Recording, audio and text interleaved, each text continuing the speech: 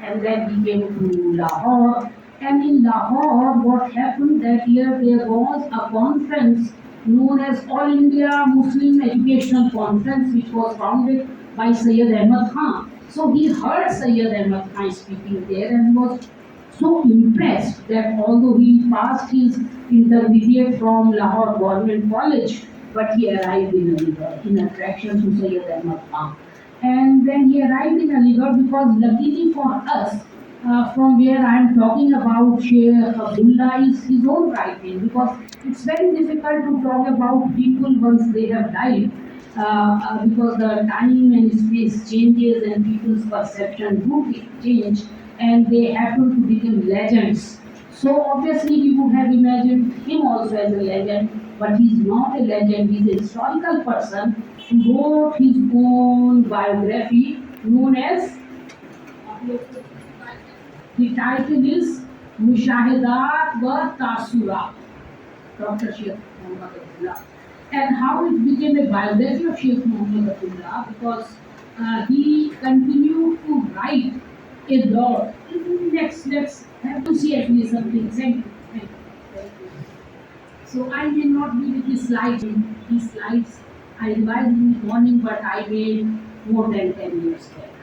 So he came to from Lahore, he came to Aligarh, and he writes that I came because I have seen Sayyid Ahmad Khan in Lahore, and I was so much attracted that I wanted to join London Anglo-Oriental College.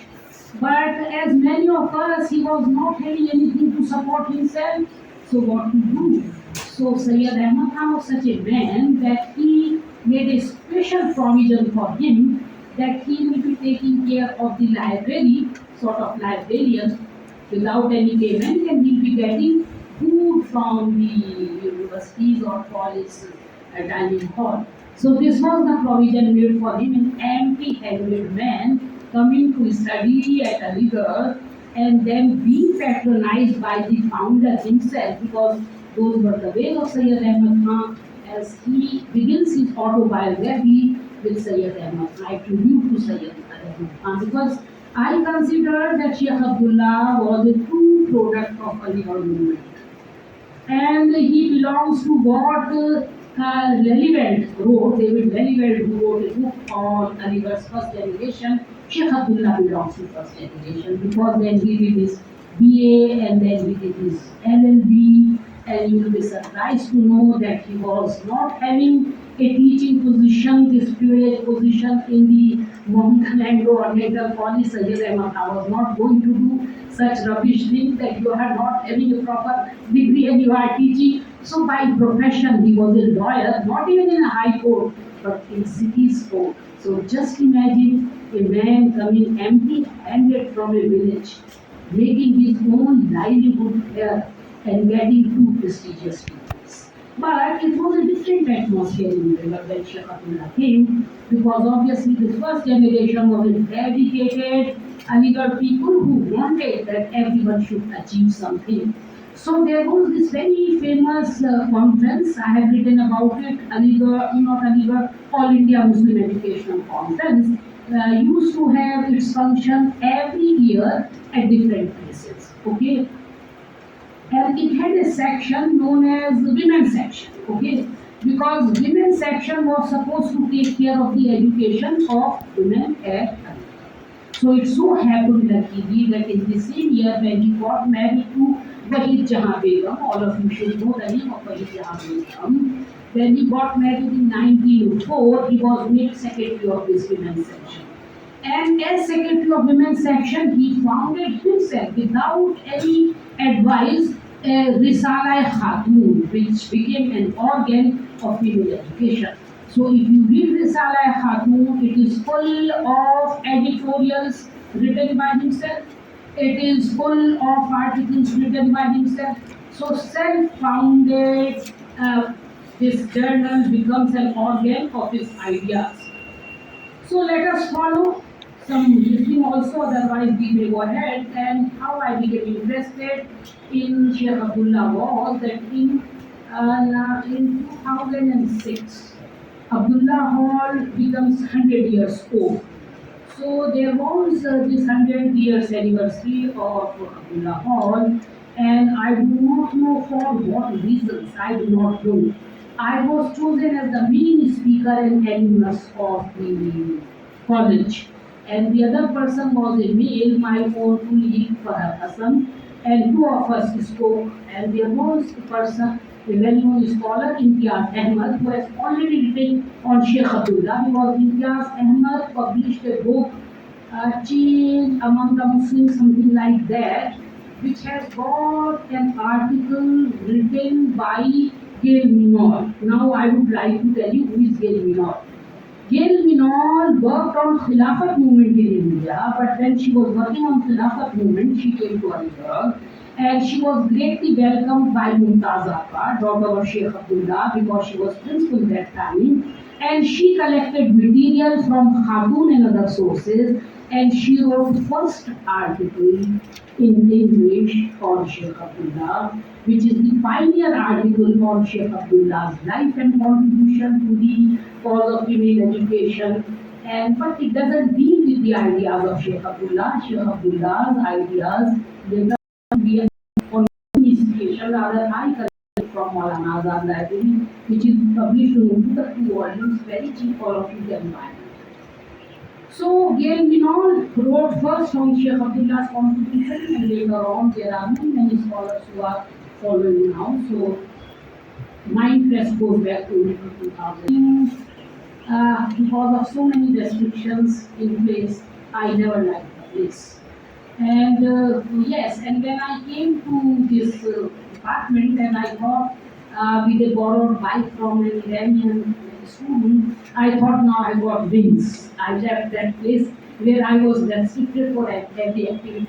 But after reading Sheikh Abdullah's this Mushahada and Tasura, and writing extensively about him, I became fond of my own institution. Because I feel most of the time as if I am with Sheikh Abdullah.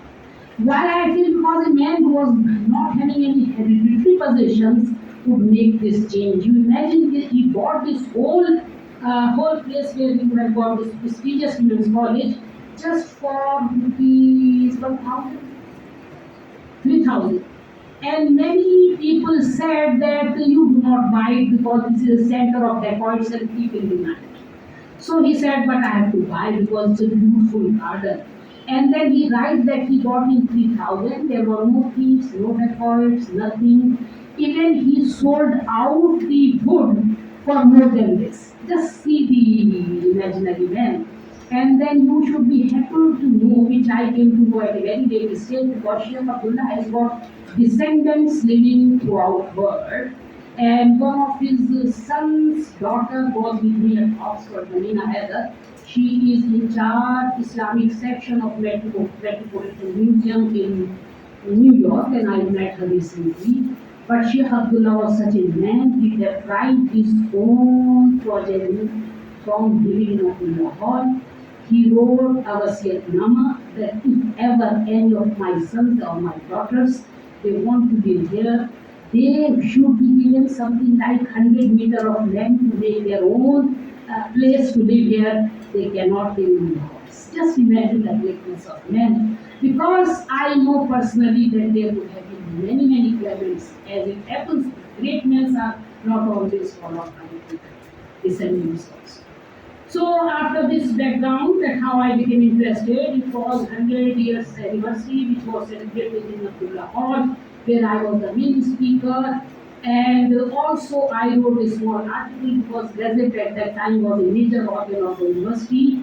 And this is how my journey with Sheikh Abdullah started. So it's not very old. But I should tell you that prior to coming back to India, in 1993, I studied at Oxford St. Hilda's College, which happened to be a women's college. And it so happened that the month I completed my degree, they celebrated 100 years of female education in St. Hilda's. And I was one of the members who organized it. And I didn't know that Abdullah Hall is also as old. So when I got this invitation to speak in the 100 years anniversary, I was so excited that I kept on, collecting material and reading and finally presenting. Because what I thought that I am an alumnus of not one distinguished but two distinguished organizations.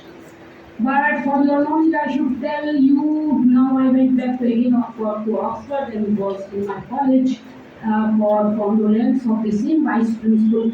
Uh, uh, God in heaven, she died.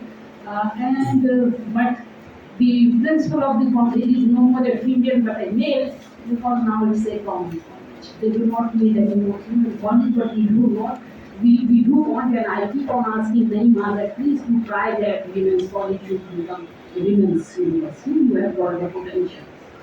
So let me go after telling this background. Let me tell you that he's founder of Women's College of Aligarh University, a great publicist and also activist. He's an activist because he didn't found just simply a college, but he wrote extensively on the provision of higher education for Muslim women. And just now I said that he was a product of Aligarh Women, a co-founder. He also founded Anjuman Khwateen Islam, All India Muslim Women's Association, and the president was Sultan Jahan. As we discussed that the lady came forward and gave money for the construction of hospitals, nobody else was coming forward. But the agenda of All India Muslim Women Association was very large. It was not simply foundation. Foundation of Women's College has already taken place. It was that in Punjab and UP, the agricultural rich areas of India, where the Tenancy Act denied Muslim women a share in agricultural property jaidad. Because Sheikh Abdullah wrote extensively that Muslim women has got right in property also. And resolutions against polygamy, he was much against polygamy. Polygamy was a big issue at that time, and by writing a number of articles, by using hadith, by quoting Holy Quran, he tried to say that polygamy is not allowed. And in fact, in his ideas, Sheikh Abdullah was much influenced by another man whose name was Mumtaz Ali. Who's Mumtaz Ali? Mumtaz Ali was a Dewan intellectual who studied in Delhi College and wrote extensively about issues of men in a book and in a journal, Tehzibul Niswa and Tehzibul Niswa, and there is another also issue. So they were writing on that. So the issue of Karna was debated, age of marriage was debated, child marriage was debated, and question of health of women and hygiene of women was debated. So and all these articles he wrote in Risala al Khatun, which is available for us, and also in Tehzibul Nisma, which was brought out by Mumtaz Ali. And there is also a third journal, Ismat, which was founded, and he wrote in this also. And this Risala was sort of organ of women's education section of the All India Muslim Education Conference, which was a national organization, as just now told you, established by Sayyid Ahmad Khan. And what are the aims of the Risala? Always Sheikh said that I am fighting a successful war, which he said it is jihad against bigotry and ignorance, because he thought that Muslims are not ready to educate their daughters, so this is sort of jihad which he is fighting. But obviously, he was so successful that he started in 1904, and he started with the college with just 70 students, and he brought a teacher whose name is Akhtari from Delhi, and Akhtari also gave up teaching. So ultimately, what happened is Wahid Jahan and Wahid Jahan's sisters who taught these students. Because Sheikh Abdullah is organizer, but actual teaching is taking place through his wife Wahid Jahan Begum, whom we call Alavi, and sisters of Alavi were equally devoted. So, but before that, the cultural atmosphere of Aligarh was very different. Sheikh Abdullah takes credit because he should take, because he established a school with 7 girls, with a teacher after Begum, not ready to teach. But imagine soon it became high school, and then intermediate college, and then BA. Okay, and after BA, when the girls performed so well, because what Sheikh Abdullah used to do, he used to bring out the statistics of the girls' school, and then he used to compare with the boys, and then there he used to argue, look at the results of the girls, they are not inferior to boys, and at many times they are superior, and then he used to go on arguing in terms of science also. That scientifically also the women are not inferior to men. Look at their achievements. So, but Sheikh Abdullah will obviously take credit. He should take credit because it is he who did everything. But already in Aligarh, there was a very favorable atmosphere for the female education.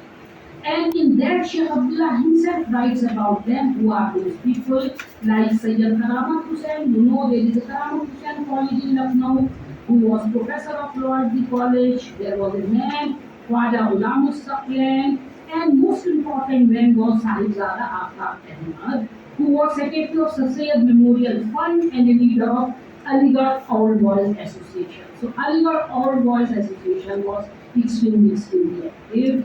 And the politics, as I said yesterday, was always there. So Sheikh Abdullah was considered to be a favorite of Sahib Ahmed Khan and of those who were in favor of female education. But there was no opposition to female education. Later on, Sayyid Ahmad Khan will go on accusing Sir Sayyid also, Sheikh Abdullah, that he was so out-fashioned and outmoded that he never thought of female education. But that is not true. Sayyid Ahmad Khan written numerous templates, numerous articles where he pointed out the problem of widow remarriage, on problem and issue of qadra, and also the way women should be educated. But Sheikh Abdullah should take that. And the time span is also there because Sayyid Ahmad Khan is starting to bring this college when all the experiments to awaken the community intellectually failed, and now he is embarking upon establishment of the college as a panacea for the problem of the community. But on the other hand, Sheikh Abdullah, you find he has learned everything from his elders with whom he was always there because perhaps he had a big advantage because although he was a convert, but remember, a convert, so he is as quite superior people at that. His quality was also good, that's why he got married in aristocratic family of Delhi who were highly educated people. They were Sheikh Abdullah and his degrees, high degrees. So, but let Sheikh Abdullah take credit. But for your knowledge, if you go back to the roots of social religious reform or even modern education was never denied to them, but in their own way. And you will see, I'll be showing you the final slides that the version Sheikh Abdullah produced here, that how a female Muslim people should be educated is different from the rest of the world. Just now I told you that my own college, St. Julia's, has gone over to become a common college because their society and norms and expectation from female are different than a within which we live. So you will find that there are traditional scholars who are always concerned about these issues, about which historians have written. You know, these all they are orthodox scholars, Sheikh Abdullah Mahfuz, Abdul Qadir Badani, they are concerned about gender issues, institution of marriage, how women should be educated, what is their position. Because obviously, you yourself imagine, as I said yesterday, that there is a symbiotic relationship. And that's why I am sort of not in favor of feminism because they go to schools. So, but when we look at the reform Chandigarh is carrying out, that also has to be done in pre-colonial India because you will see there are reforms which you call like the Devan tradition because it is mainly rooted in India's or Islamic past, and but there are this type of acculturative reforms as defined influence, which is a reverse institution. But the problem with all these reformers is there that they call as Muslim, but you can just how many geographical, linguistic, and culturally diffusing minority are Muslims. But none of us know about great Macaulay's theory of downward celebration, which we are very sorry to say never proved true, and education, unfortunately, is largely upper class aristocratic privilege, and this discourse is also upper class aristocratic privilege. This is where I admire subalterns and Marxists. You should be concerned with the lower classes also. Sheikh Abdullah in his writings again and again is saying that I expect you girls When once you are educated, you are going to educate your poorer sisters. But I don't know any rich sister ever taught a poor sister. But he keeps on saying this all the time in every lecture because he was so happy. He was so happy man. Although his wife died when she was 50 plus, and he wrote a book in her memory also, which is a very important book, which shows the contribution of female to education in South Asia. But he was so happy. He was ready to organize anniversary every year, ready to distribute something to eat to all the girls on every occasion when they got first division or they passed intermediate or they passed BA. So he and each time he was in a lecture, he was writing and publishing in his cartoon. So you have got all the many things are repetitive. Obviously, you are writing so many articles day and night. You are going to do it. So and then everything is set in story. You will find now switching over to politics and found about we cannot talk because we are talking only about the question of female education. Female education. And the Aligarh reformers used to say which Sheikh Abdullah keeps on saying. Because Sheikh Abdullah's characteristic is he absorbs ideas from every possible corner and then he will say this is mine with full confidence, no charges of plagiarism. So he says that the women should be educated. Why? Because they are, after all, companions of their husband. They are partners. They are friends, anis for the least, and there should be bonding between love, affection, and understanding. And he quotes on Holy Quran as well as these. But when I study very carefully, you will find those ideas are coming from Sayyid Ahmad Khan, Mumtaz Ali, and other Rabi importance as well. Mumtaz Ali, we should always be remember there is a controversy about Mumtaz Ali, his famous lady North, Professor David North. She wrote that when Mumtaz Ali came to Aligarh, as we used to come to with Sayyid Ahmad Khan, and he shows his book to Sayyid Ahmad Khan. Sayyid Ahmad Khan, when he saw the first page, he tore it up and threw in the dust. When Sayyid Ahmad went for dinner, then he collected those pages and then he realized that how furious he is with his idea because this Mumtaz Ali a very liberal interpretation of Holy Quran and this book. Many of the we will see that many of the rights which are not there for female he justified those also. So he's sort of neoliberal, but that controversy is totally wrong.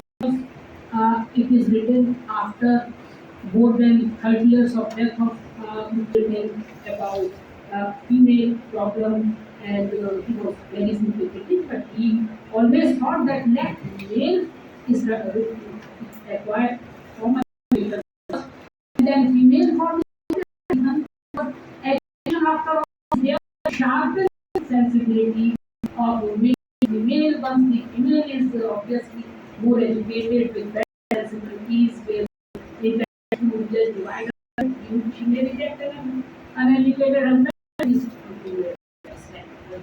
There is no companionship, although education and this doesn't make any companionship. But this is how it works. So the blueprint for the introduction of formal education for females was already under consideration by because Sayyid Ahmad Khan has sensitized the issue of widow's marriage because sati reform was also going on at that time, and they were aware, these people, Sayyid Ahmad Khan as well as Sheikh Muhammad Abdullah, was fully aware of female suffrage movement in Britain because Ali Dawg open to international world, as very well said.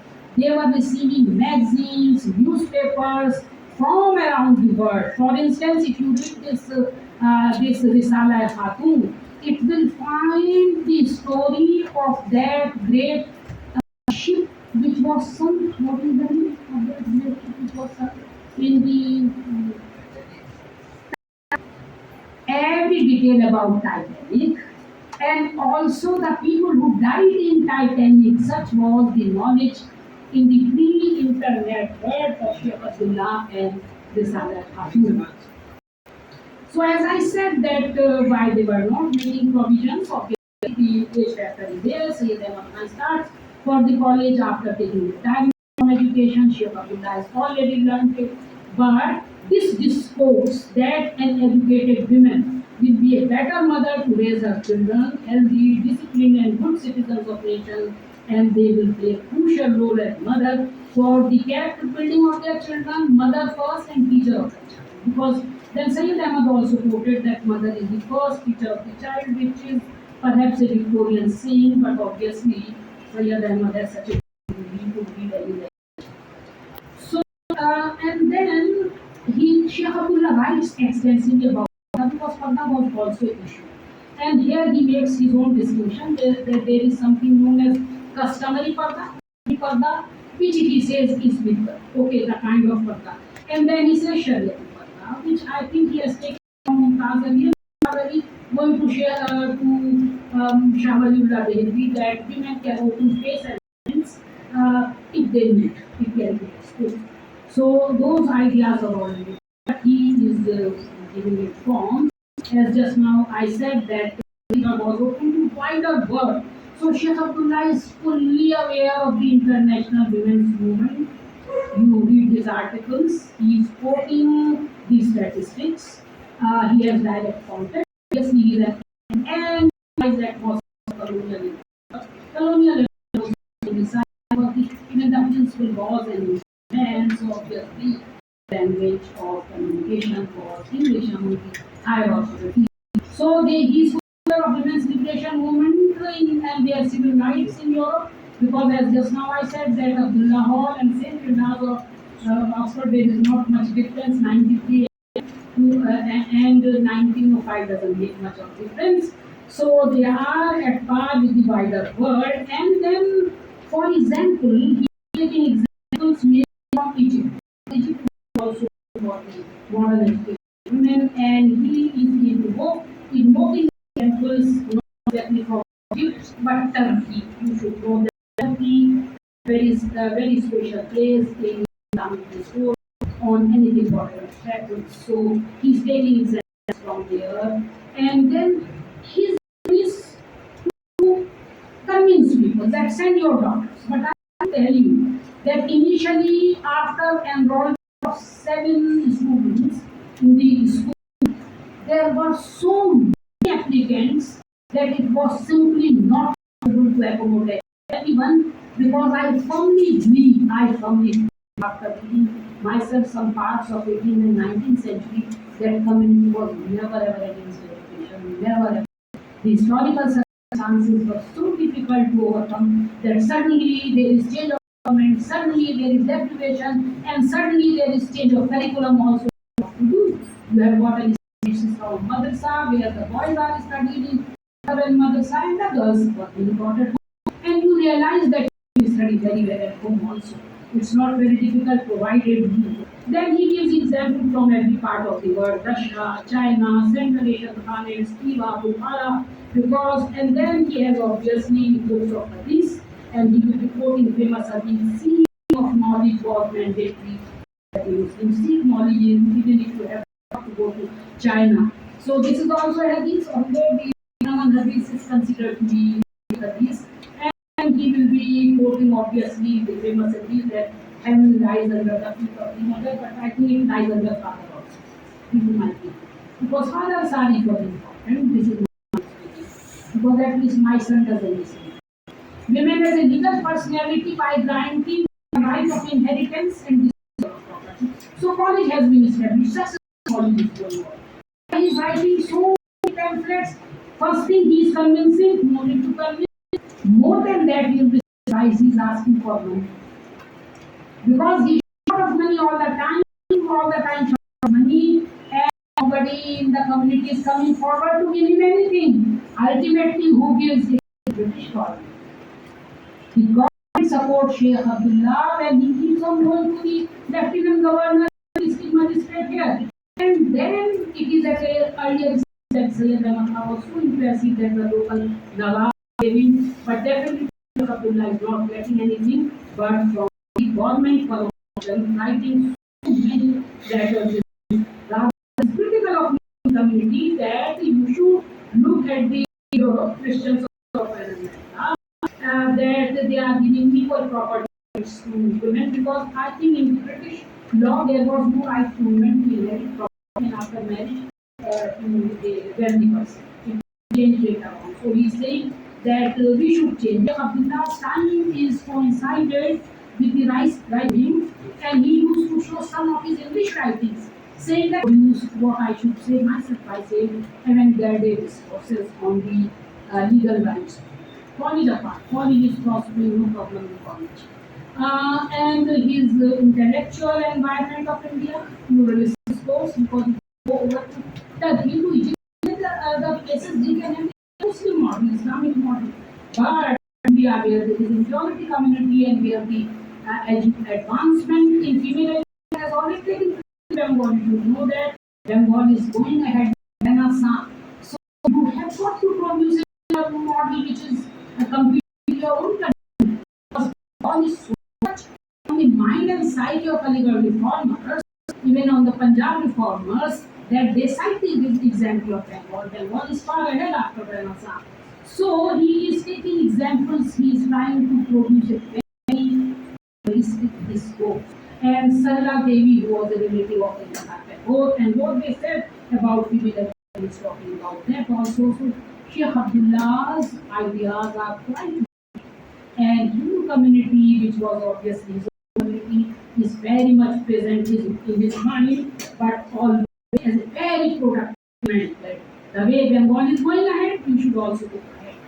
And then obviously he has just now said he's greatly influenced in ideas.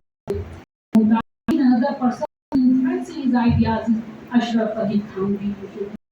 Who is Ashraf Ali Thanvi? Ashraf parts of it, and she said that somebody asked Ashraf Ali Thanvi that what they both should go for the similar